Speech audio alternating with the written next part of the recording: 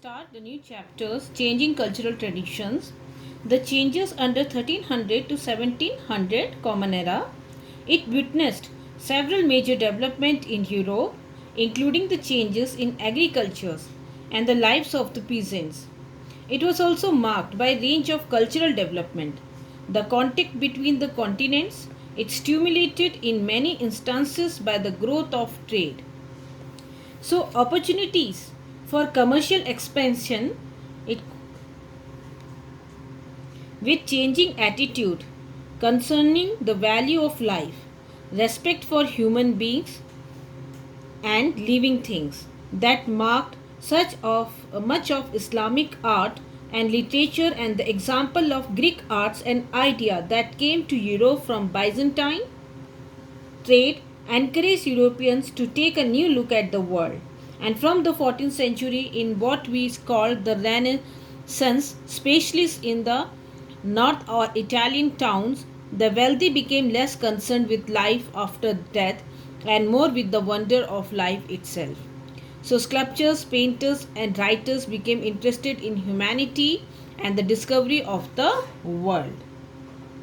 So, you can see the series of apparently great disaster that struck Europe in the 14th century, the Mongol invasions, the Great Famine of 1315, the Black Death of 1348, and the subsequent years, the financial collapse of the great Italian banking houses in the early 14th century, and the vastly increased cost and devastating effect of large scale warfare. So for a long time, the historian they consider these disasters of the 14th century dramatic sign of the end of an age, especially because they already believed that the Renaissance had emerged following the collapse of the medieval civilization. So when we talk about the reconsiderations of the European of the 14th and the 15th century, they does not reveal decline or decay, but rather a remarkable recovery that enable it to recover from the disaster. So the resources that had created the Europe, it survived this crisis. So that recovery continued through the 16th and the 17th century. So here you can see from the 14th century to the end of the 17th century, the towns were growing in many countries, okay, of Europe. So here you can see a distinct urban culture, okay, it developed. So urban culture is the culture of the town in the cities, and the you can see a large number of people living close together in a city, heterogeneous in cultural traditions that emphasize secular values, that is characterized by urban economic activities, manufacturing, processing, transport and storage of goods. So the town people they begin to think of themselves more civilized than the rural peoples. So town, if we talk about Florence, and you can see Venice and Rome. Okay, so it became the center of art and learning. So the artists and the writers patronized by the rich and the aristocratics, the nobles.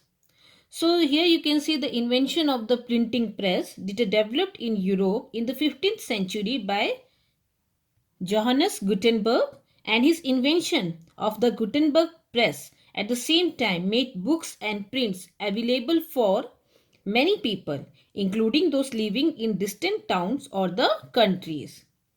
So here you can see a sense of history also developed in Europe, and the people now they comparing their modern world with the ancient one of the Greeks and the Roman. So the historian they variously mark the beginning of the early modern period, end of the Middle Ages and beginning of industrial revolutions, roughly the late 15th century to the late 18th century. So generally the term modern history it refers to the history of the world since the advent of the age of reason and the age of enlightenment in the 17th and the 18th centuries and the beginning of the Industrial Revolution. So here the religion, it came to be seen as something which each individual should choose for himself.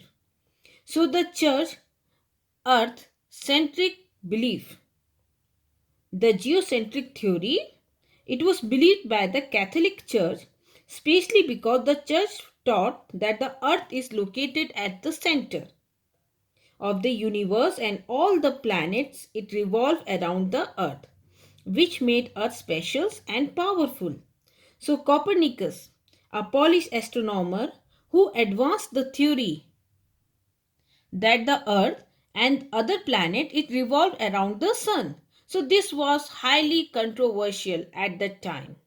So Copernicus theories was published in a book called, you can see, The Revolution of Heavenly Body. It had a great impact that must, you can see, that angered the Catholics and the Protestant church. Because the Catholic, they became so angry, the geocentric theory made human beings seem closer to God for them, and since earth was in the center, that meant human were more special. And the new geographical knowledge, it overturned the Eurocentric view that the Mediterranean Sea was the center of the world. So what were the sources to understand the changing cultural traditions? So there is lots of material in the form of the documents, printed book, paintings, sculptures, building, textiles. Many of these are preserved in archives, art galleries and museums in Europe and America. So from the 19th centuries, the historian used the term, here you can see, Renaissance, okay. It is a French word translating to rebirth, to describe the cultural changes here in this period. So Renaissance was first. So Renaissance was the first used by Jacob Burckhardt, a Swiss scholar of the University of Basel in Switzerland. So he was a student of Leopold von Ranke, German historian. He taught him that the primary or concern of the historian was to write about the states and the politics using the papers and files of the government department. So Burckhardt was dissatisfied with this, you can see, with these limited goals that his master has set out for him.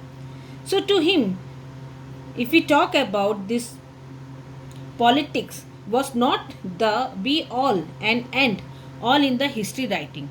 History was much concerned with the culture as with politics. So in 1860, he wrote a book called The Civilization of the Renaissance in Italy, in which he called his readers attention to literature, architecture, and painting to tell the story of a new humanist culture, okay, that had flowered in Italian town from the 14th to 17th century. So humanist culture, he wrote, was characterized by a new belief that man as an individual was capable of making his own decisions and developing his skill. So you can see by the early 15th century, the term humanist was used for masters who taught grammars, rhetoric, poetry, history and moral philosophy. So students, here we will read in this chapter that how Renaissance it bring cultural tradition in Italy and in Europe.